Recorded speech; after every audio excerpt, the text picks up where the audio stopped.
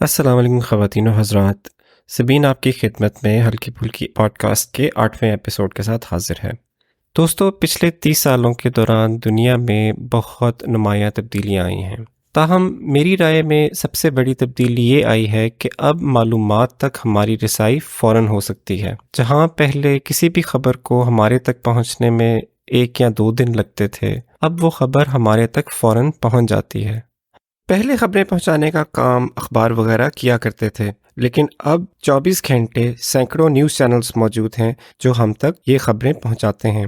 اس کے علاوہ social media کے اوپر بھی بہت سے لوگ موجود ہیں جو ہم تک خبریں پہنچانے کا کام کرتے ہیں اور ان خبروں کے اوپر اپنے تاثرات کا اظہار کرتے ہیں۔ اس کے ساتھ ساتھ اب یہ بھی بہت آسان ہے کہ ان خبروں کے اوپر عام لوگ اپنے خیالات کا اظہار کر سکیں یا ان کو اپنے دوست احباب تک پہنچا سکیں۔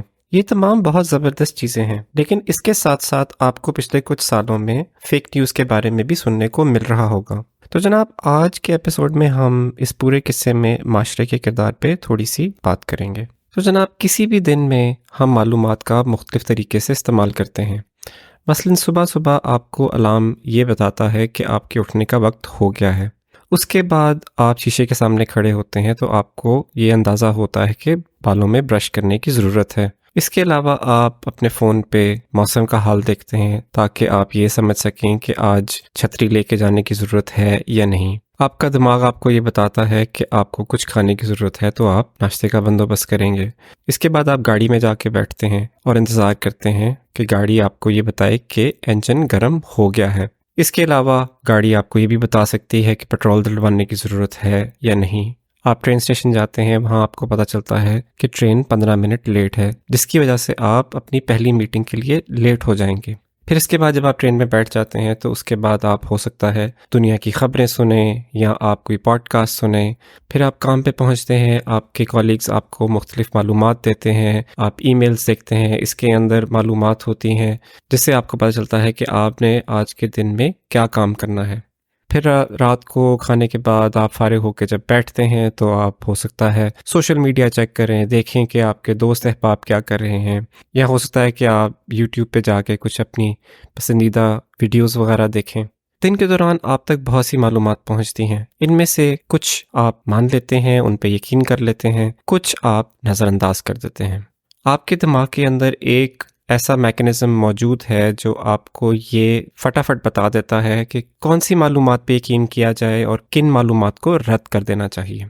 ہمارے دماغ میں ہونے والے اس عمل میں بہت سے عناصر شامل ہیں، لیکن سب سے اہم یہ ہے کہ آپ کو یہ معلومات دے کون رہا ہے، یعنی کہ یہ معلومات کسی قابل اعتبار ذرائع سے آئی ہیں یا نہیں، اور اس اعتبار کا تعین دماغ ماضی کے تجربات کی بنیاد پہ کرتا ہے۔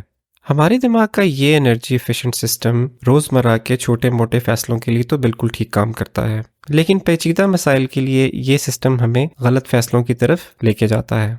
چلتے ہیں جی، اس بات کو جوڑتے ہیں آج کے ٹاپک کے ساتھ۔ مجھے یاد ہے کہ میرے بچپن میں ہمارے گھر ڈان اور جنگ کے اخبار آیا کرتے تھے۔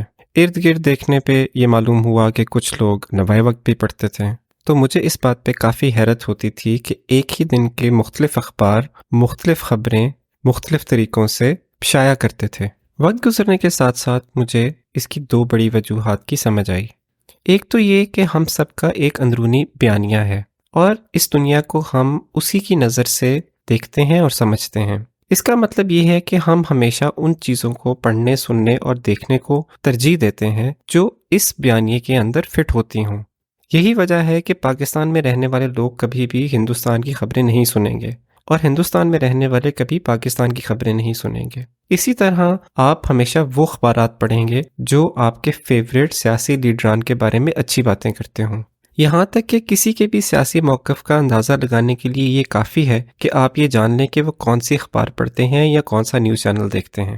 اور اس کے ساتھ ساتھ دوسری بات یہ سمجھ آئی کہ جو بھی لوگ، جو بھی ادارے یہ خبریں ہم تک پہنچا رہے ہیں وہ کوئی فلاحی کام نہیں کر رہے، بلکہ ان کا خبروں کا کاروبار ہے اور ان کا بنیادی مقصد پیسہ بنانا ہے۔ اس کی جی ایک چھوٹی سی مثال دیکھتے ہیں۔ اگر آپ امریکن نیوز فالو کرتے ہیں تو آپ نے فاکس اور ڈومینین کے بیچ میں ہونے والی لا سوٹ کے بارے میں ضرور سنا ہوگا۔ 2020 کے امریکن پریزیڈنشل الیکشن کے اندر ڈومینین ووٹنگ سسٹمز کی مشین کا استعمال بہت جگہ ہوا۔ الیکشن کے بعد پریزیڈنٹ ٹرمپ نے شکست ماننے سے انکار کر دیا اور یہ کہا کہ الیکشن میں بہت فراڈ ہوا ہے اور اس میں ڈومینین کی ووٹنگ مشینز کا ایک بہت بڑا کردار ہے۔ ان خبروں کو پھیلانے میں فاکس نیوز نے بہت اہم کردار ادا کیا۔ کچھ عرصہ گزرنے کے بعد ڈومینین نے یہ فیصلہ کیا کہ وہ فاکس نیوز کے اوپر ایک ڈیفیمیشن لا سوٹ کریں گے۔ اس کیس کے دوران ڈومینین کے وکیلوں نے بہت سارے شواہد پیش کیے جس کے اندر ای میلز اور ٹیکسٹ میسیجز موجود تھے، جس سے یہ بالکل واضح نظر آ رہا تھا کہ ان سب کو یہ معلوم تھا کہ وہ جھوٹ بول رہے ہیں، لیکن اس کے باوجود انہوں نے یہ خبریں پھیلانے میں ایک اہم کردار ادا کیا۔ اس کیس کے دوران روپرٹ مرڈاک جو فاکس نیوز کے مالک ہے ان کو بھی عدالت میں پیش کیا گیا اور ان سے بھی سوال جواب کیے گئے۔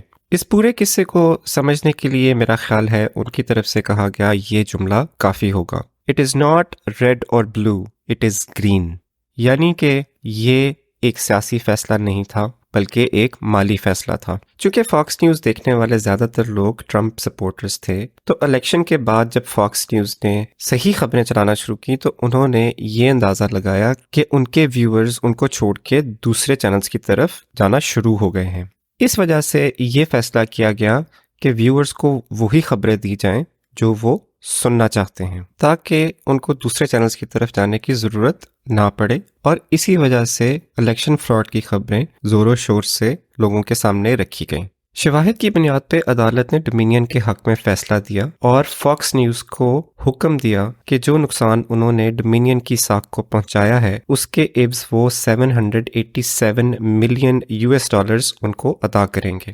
اس پورے قصے سے ہمارے سامنے وہی دو باتیں آتی ہیں، ایک تو یہ کہ فاکس نیوز ایک کاروبار ہے، ان کے لیے سچائی سے زیادہ پیسوں کی وقت ہے اور انہوں نے وہی فیصلہ کیا جو ان کو اپنے کاروبار کے لیے بہتر لگا۔ دوسری بات جو میرے نزدیک زیادہ پریشان کن ہے وہ یہ کہ لوگوں کے لیے بھی سچائی کی کوئی خاص وقت نہیں تھی۔ لوگوں نے آہستہ آہستہ وہی ذرائع ڈھونڈ لیے جو ان کو وہ باتیں سنا رہے تھے جو وہ سننا چاہ رہے تھے۔ آج کل کے دور میں شاید یہ کہنا مناسب ہوگا کہ زیادہ تر لوگ اپنی خبریں سوشل میڈیا سے لیتے ہیں۔ میرے نزدیک سوشل میڈیا کمپنیز بھی نیوز کمپنیز سے کچھ خاص مختلف نہیں ہیں۔ ان کے لیے بھی سب سے ضروری بات یہی ہے کہ ان کے یوزرز ان کے پلیٹ فارم پہ زیادہ سے زیادہ ٹائم گزاریں۔ اس کام کو یقینی بنانے کے لیے سافٹ ویئر الگورتھمز کا استعمال کیا جاتا ہے۔ جیسے جیسے آپ پلیٹ فارم پہ وقت گزارتے ہیں، چیزیں دیکھتے ہیں، لائک کرتے ہیں، شیئر کرتے ہیں، یہ الگورتھم یہ سمجھنا شروع ہو جاتا ہے کہ آپ کس طرح کے مواد میں دلچسپی رکھتے ہیں۔ یہ الگورتھم پلیٹ فارم پہ آپ کی تمام ایکٹیویٹی کو مسلسل سمجھنے کی کوشش کرتا رہتا ہے اور یہ جاننے کی کوشش کرتا رہتا ہے کہ آپ کی پسند اور ناپسند کیا ہے، تاکہ آپ کو صرف وہی مواد دکھایا جا سکے جو آپ دیکھنے میں دلچسپی رکھتے ہوں گے، جس کو آپ لائک کریں گے، شیئر کریں گے۔ وقت گزرنے کے ساتھ ساتھ یہ الگورتھمز بہتر سے بہتر ہو رہے ہیں۔ ڈیٹا سائنس کی دنیا سے تعلق رکھنے والے لوگ ان الگورتھمز کو بہت اچھی طرح سمجھتے ہیں۔ اگر آپ ان کے بارے میں کچھ اور معلومات جاننا چاہتے ہیں تو آپ انٹرنیٹ پہ موجود بے تحاشا مواد سے فائدہ اٹھا سکتے ہیں۔ اس کے علاوہ نیٹ فلکس کی ڈاکیومنٹری دی سوشل ڈیلیما بھی یہ چیزیں سمجھنے میں آپ کی کافی مدد کر سکتی ہے۔ میرے خیال میں سوشل میڈیا اور روایتی نیوز کے اداروں میں سب سے بڑا فرق یہ ہے کہ ایک نیوز پیپر یا نیوز چینل کو اپنا مواد اکٹھا کرنے کے لیے ملازمین کی ضرورت ہوتی ہے، اور یہ امید کی جا سکتی ہے کہ یہ ملازمین کچھ جانچ پڑتال کے بعد رکھے جاتے ہوں گے۔ اس کے ساتھ ساتھ ہر ملک میں کچھ قوانین اور ضوابط ہوتے ہیں جو ان اداروں کے اوپر لاگو ہوتے ہیں، اور انہی قوانین کی وجہ سے ڈومینین فاکس نیوز کو عدالت میں لے کے گئی اور اپنا کیس جیتنے میں کامیاب ہوئی۔ دوسری طرف سوشل میڈیا پلیٹ فارم سے پایا جانے والا مواد کوئی بھی بنا سکتا ہے، اور ان کمپنیز کا یہ کہنا ہے کہ ان کا کام یہ مواد صرف لوگوں تک پہنچانا ہے، اور اس بات کا فیصلہ کرنا کہ وہ مواد درست ہے یا نہیں ان کی ذمہ داری نہیں ہے۔ اگر اب ہم سوشل میڈیا پلیٹ فارمز کے اوپر پایا جانے والا مواد بنانے والوں کی طرف دیکھیں تو ان کے نقطہ نظر سے بھی سب سے ضروری بات ایک ہی ہے، اور وہ یہ ہے کہ ان کے فالوورز کتنے ہیں، ان کا مواد کتنا زیادہ لائک کیا جا رہا ہے یا شیئر کیا جا رہا ہے، کیونکہ انہی چیزوں سے اس بات کا تعین ہوتا ہے کہ سوشل میڈیا کمپنیز ان لوگوں کو ان کے مواد کے عوض کتنے پیسے دیں گی۔ یعنی کہ سوشل میڈیا کے لیے مواد بنانے والے لوگوں کے لیے بھی یہی بات ضروری ہے کہ وہ ایسی چیزیں بنائیں جو لوگ دیکھنا اور سننا چاہتے ہیں۔ اچھا جی، اب مسئلہ یہ ہے کہ یہ چیز انٹرٹینمنٹ سے تعلق رکھنے والے مواد کے لیے تو ٹھیک ہے، لیکن جب اس بنائے گئے مواد کا تعلق نیوز کے ساتھ یا حقائق کے ساتھ ہو تو کیا یہ چیز ہمارے معاشرے کے لیے بہت خطرناک ثابت نہیں ہو سکتی؟ میں اس بات کو مکمل طور پر تسلیم کرتا ہوں کہ جہاں پہلے صرف چند ادارے ایسے تھے جو ہم تک خبریں اور حقائق پہنچا سکیں، اب یہ کام سوشل میڈیا کے ذریعے کوئی بھی کر سکتا ہے۔ اسی وجہ سے اب یہ ممکن ہو گیا ہے کہ کسی بھی چیز کو لے کے ہم اس کے بارے میں زیادہ سے زیادہ معلومات حاصل کر سکیں اور اس کو تمام پہلوؤں سے دیکھ سکیں۔ لیکن سوال یہ پیدا ہوتا ہے کہ اس چیز سے واقعی میں کتنے لوگ فائدہ اٹھا رہے ہیں، یعنی کہ ہمارے معاشرے میں ایسے لوگ کتنے موجود ہیں جو کسی بھی خبر، کسی بھی چیز کو لے کے اس کے بارے میں فیصلہ کرنے سے پہلے اس کو تمام پہلوؤں سے دیکھیں، مختلف ذرائع سے سمجھیں اور پھر فیصلہ کریں کہ اس کی مکمل تصویر کیا بن رہی ہے۔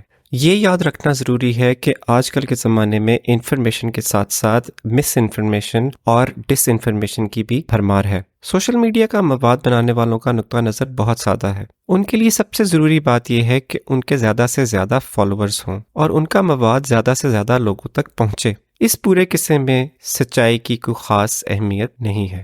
اسی وجہ سے میرے خیال میں آج کل کے زمانے میں معاشرے میں رہنے والے لوگوں کی ذمہ داری بڑھ گئی ہے۔ اب دماغ کے اس حصے پہ دار مدار کرنا کافی نہیں جو آپ کو فٹافٹ کسی بھی چیز کے بارے میں فیصلہ سنا دیتا ہے۔ آپ کو اپنے تعصبات یعنی بائسز کے بارے میں جاننا پڑے گا اور اس بات کو یقینی بنانا پڑے گا کہ آپ کنفرمیشن بائس کا شکار نہ ہوں۔ اس پوسٹ ٹروتھ ایرا میں اب ہم سب پہ یہ لازم ہو گیا ہے کہ کسی بھی چیز کو لے کے اس کے اوپر رائے بنانے سے پہلے، اس کو آگے پھیلانے سے پہلے، اس کے بارے میں بات کرنے سے پہلے ہم اس کو تمام پہلوؤں سے جان لیں اور سمجھ لیں۔ اب یہ کافی نہیں کہ ہم وہی خبریں پڑھیں، وہی چیزیں دیکھیں، وہی باتیں سنیں، انہی لوگوں سے ملیں جو ہمارے جیسی باتیں کرتے ہیں، جو ہمیں وہ باتیں بتاتے ہیں جو ہم سننا چاہتے ہیں۔